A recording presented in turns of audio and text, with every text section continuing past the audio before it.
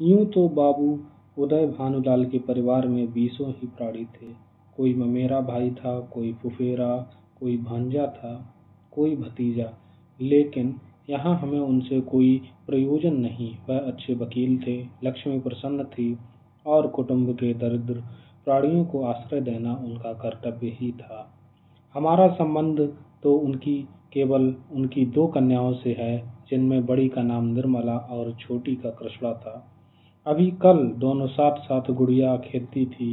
निर्मला का 15वां साल था, कृष्णा का 10वां। फिर भी उनके स्वभाव में कोई विशेष अंतर न था।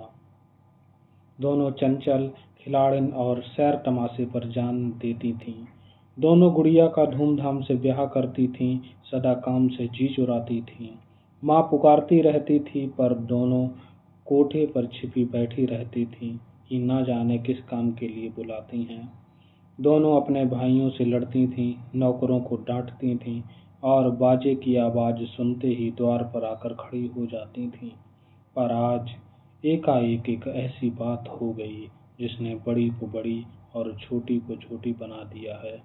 कृष्णा वही है, पर निर्मला बड़ी गंभीर, एकांत प्रिय और लज्जाशील हो गई है। इधर महीनों से बाबू उदय भानुलाल निर्मला के विवाह की बातचीत कर रहे थे। आज उनकी मेहनत ठिकाने लगी है। बाबू भालचंद सिन्हा के ज्येष्ठ पुत्र भुवन मोहन सिन्हा से बात पक्की हो गई है। वर के पिता ने कह दिया है कि आपकी खुशी ही दहेज है, दें या न दें मुझे इसकी परवाह नहीं। हाँ, बारात में जो लोग जाएं उनका आदर सत्कार अच्छी तरह होना चाहिए, जिसमें मेरी और आपकी जग हंसाई न हो। बाबू उदय भानुलाल थे तो वकील, पर संचय करना न जानते थे। दहेज उनके सामने कठिन समस्या थी। इसलिए जब वर के पिता ने स्वयं कह दिया कि मुझे दहेज की परवाह नहीं, तो मानो उन्हें आंखें मिल गईं। डरते थे न जाने किस किस के सामने हाथ फैलाना पड़े। 2-3 महाजनों को ठीक कर रखा था। उनका अनुमान था कि हाथ रोकने पर भी 20,000 से कम खर्च न होंगे। यह आश्वासन पाकर वे खुशी के मारे फूले न समाये। इसकी सूचना ने अज्ञान बालिका को मुंह ढांप कर एक कोने में बिठा रखा था। उसके हृदय में एक विचित्र शंका समा गई है। रोम रोम में एक अज्ञात भय का संचार हो गया है। न जाने क्या होगा। उसके मन में वे उमंगें नहीं हैं जो युवतियों की आंखों में तिरछी चितवन बनकर, होठों पर मधुर हास्य बनकर और अंगों में आलस्य बनकर प्रकट होती हैं। नहीं, वहाँ अभिलाषाएं नहीं हैं, वहाँ केवल शंकाएं, चिंताएं और भीरु कल्पनाएं हैं। यौवन का अभी तक पूर्ण प्रकाश नहीं हुआ है। रसड़ा कुछ कुछ जानती है, कुछ कुछ नहीं जानती। जानती है बहन को अच्छे अच्छे गहने मिलेंगे, द्वार पर बाजे बजेंगे, मेहमान आएंगे, नाच होगा। यह जानकर प्रसन्न है। और यह भी जानती है कि बहन सबके गले मिलकर रोएगी, यहाँ से रो धोकर विदा हो जाएगी। मैं अकेली रह जाऊंगी, यह जानकर दुखी है। पर यह नहीं जानती है कि यह किस लिए हो रहा है। माताजी और पिताजी क्यों बहन को इस घर से निकालने को इतने उत्सुक हो रहे हैं। बहन ने तो किसी का कुछ नहीं कहा, किसी से लड़ाई नहीं की। क्या इसी तरह एक दिन मुझे भी ये लोग निकाल देंगे। मैं भी इसी तरह कोने में बैठकर रोऊंगी और किसी को मुझ पर दया न आएगी। इसलिए वह भीत भी है। संध्या का समय था। निर्मला छत पर जानकर अकेली बैठी आकाश की ओर प्रसिद्ध नेत्रों से ताक रही थी। ऐसा मन होता था पंख होते तो वह उड़ जाती और इन सारे झंझटों से छूट जाती।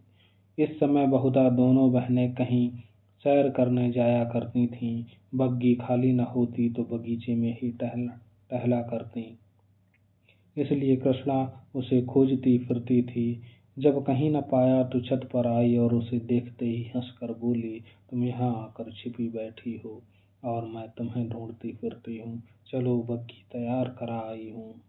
निर्मला ने उदासीन भाव से कहा, तू जा, मैं न जाऊंगी। कृष्णा, नहीं मेरी अच्छी दीदी, आज जरूर चलो। देखो कैसी निर्मला, मेरा मन नहीं चाहता, तू चली जा।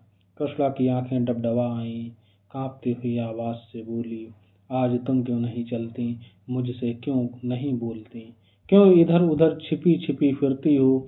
मेरा जी अकेले बैठे बैठे घबराता है। तुम न चलोगी तो मैं भी न जाऊंगी, यही तुम्हारे साथ बैठी रहूंगी। निर्मला, और अब मैं चली जाऊंगी तो क्या करेगी? तब किसके साथ खेलेगी और किसके साथ घूमने जाएगी बता? कृष्णा, मैं भी तुम्हारे साथ चलूंगी, अकेले मुझसे यहाँ न रह जाएगा। निर्मला मुस्कुराकर बोली, तुझे अम्मा न जाने देंगी। कृष्णा, तो मैं भी तुम्हें जाने न दूंगी। तुम अम्मा से कह क्यों नहीं देती मैं न जाऊंगी? निर्मला, कह तो रही हूँ, कोई सुनता है? कृष्णा, तो क्या यह तुम्हारा घर नहीं है? निर्मला, नहीं, मेरा घर होता तो कोई क्यों जबरदस्ती निकाल देता। कृष्णा, इसी तरह किसी दिन मैं भी निकाल ली जाऊंगी। निर्मला, और नहीं, क्या तू बैठी रहेगी? हम लड़कियां हैं, हमारा घर कहीं नहीं होता। कृष्णा, चंदर भी निकाल लिया जाएगा। निर्मला, चंदर तो लड़का है, उसे कौन निकालेगा? कृष्णा, तो लड़कियां बहुत खराब होती होंगी। निर्मला, खराब न होती तो घर से भगाई क्यों जाती? कृष्णा, चंदर इतना बदमाश है, उसे कोई नहीं भगाता। हम तुम तो कोई बदमाशी भी नहीं करती। एकाएक चंदर धम धम करता हुआ छत पर आ पहुंचा और निर्मला को देखकर बोला, अच्छा आप यहाँ बैठी हो? ओहो, अब तो बाजे बजेंगे, दीदी दुल्हन बनेगी, पालकी पर चढ़ेगी। ओहो ओहो। चंदर का पूरा नाम चंद्रभानु सिन्हा था। निर्मला से 3 साल छोटा और कृष्णा से 2 साल बड़ा। निर्मला, चंदर मुझे चिढ़ाओगे तो अभी जाकर अम्मा से कह दूंगी। चंदर, तो चिढ़ती क्यों हो? तुम भी बाजे सुनना। ओहो ओहो, अब आप दुल्हन बनेगी। क्यों किसनी? तू बाजे सुनेगी ना? वैसे बाजे तूने कभी न सुने होंगे। कृष्णा, क्या बैंड से भी अच्छे होंगे? चंदर, हाँ हाँ, बैंड से भी अच्छे, 1000 गुने अच्छे, लाख गुने अच्छे। तुम जानो क्या, एक बैंड सुन लिया तो समझने लगी कि उससे अच्छे बाजे नहीं होते। बाजे बजाने वाले लाल लाल वर्दियां और काली काली टोपियां पहने होंगे, ऐसे खूबसूरत मालूम होंगे कि तुमसे क्या कहूँ। आतिशबाजियां भी होंगी, हवाइयां आसमान में उड़ जाएंगी और वहां तारों में लगेंगी तो लाल पीले हरे नीले तारे टूट कर गिरेंगे। बड़ा मजा आएगा। कृष्णा, और क्या क्या होगा चंदर, बता दे मेरे भैया। चंदर, मेरे साथ घूमने चल तो रास्ते में सारी बातें बता दूं। ऐसे ऐसे तमाशे होंगे कि देखकर तेरी आंखें खुल जाएंगी। हवा में उड़ती हुई परियां होंगी, सचमुच की परियां। कृष्णा, अच्छा चलो, लेकिन न बताओगे तो मारूंगी। चंद्रभानु और कृष्णा चले गए, पर निर्मला अकेली बैठी रह गई। कृष्णा के चले जाने से इस समय उसे बड़ा क्षोभ हुआ। कृष्णा, जिसे वह प्राणों से भी अधिक प्यार करती थी, आज इतनी निठुर हो गई, अकेली छोड़कर चली गई। कोई बात नहीं, लेकिन दुखी हृदय, दुखती हुई आंख है, जिसमें हवा से भी पीड़ा होती है। निर्मला बड़ी देर तक बैठी रोती रही। भाई बहन माता पिता सभी इसी भांति मुझे भूल जाएंगे। सबकी आंखें फिर जाएंगी, फिर शायद इन्हें देखने को भी तरस जाऊं।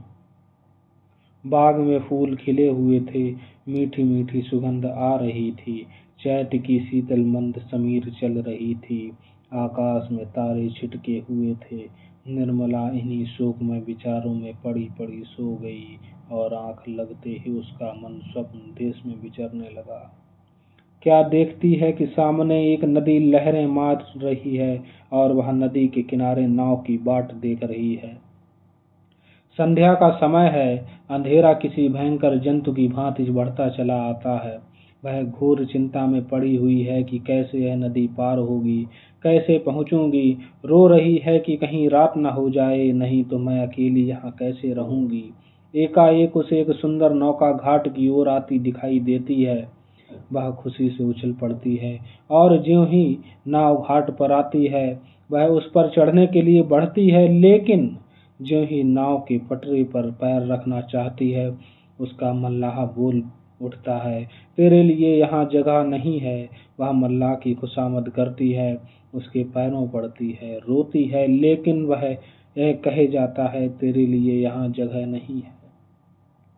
एक क्षण में नाव खुल जाती है, वह चिल्ला चिल्ला कर रोने लगती है। नदी के निर्जन तट पर रात भर कैसे रहेगी, यह सोच वह नदी में कूद कर उस नाव को पकड़ना चाहती है। कि इतने में कहीं से आवाज आती है, ठहरो ठहरो, नदी गहरी है, डूब जाओगी, वह नाव तुम्हारे लिए नहीं है। मैं आता हूँ, मेरी नाव में बैठ जाओ, मैं उस पार पहुंचा दूंगा। वह भयभीत होकर इधर उधर देखती है कि यह आवाज कहाँ से आई। थोड़ी देर के बाद एक छोटी सी डोंगी आती दिखाई देती है। उसमें न पाल है, न पतवार है और न मस्तूल। पेंदा फटा हुआ है, तख्ते टूटे हुए हैं। नाव में पानी भरा हुआ है और एक आदमी उसमें से पानी उलीच रहा है। वह उससे कहता है, यह तो टूटी हुई है, यह कैसे पार लगेगी। मल्लाह कहता है, तुम्हारे लिए यही भेजी गई है, आकर बैठ जाओ। वह एक क्षण सोचती है, इसमें बैठूं या न बैठूं। अंत में वह निश्चय करती है, बैठ जाऊं। यहाँ अकेली पड़ी रहने से नाव में बैठ जाना फिर भी अच्छा है। किसी भयंकर जंतु के पेट में आ जाने से तो यही अच्छा है कि नदी में डूब जाऊं। कौन जाने नाव पार पहुंच ही जाए। यह सोचकर वह प्राणों की मुट्ठी में लिए हुए नाव पर बैठ जाती है। कुछ देर तक नाव डगमगाती हुई चलती है, लेकिन प्रतिक्षण उसमें पानी भरता जाता है।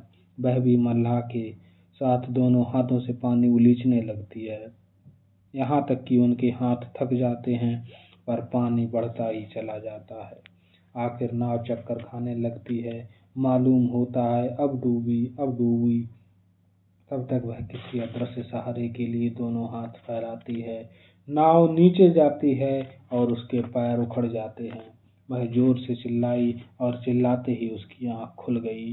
देखा तो माता उसके सामने खड़ी उसका कंधा पकड़कर हिला रही थी।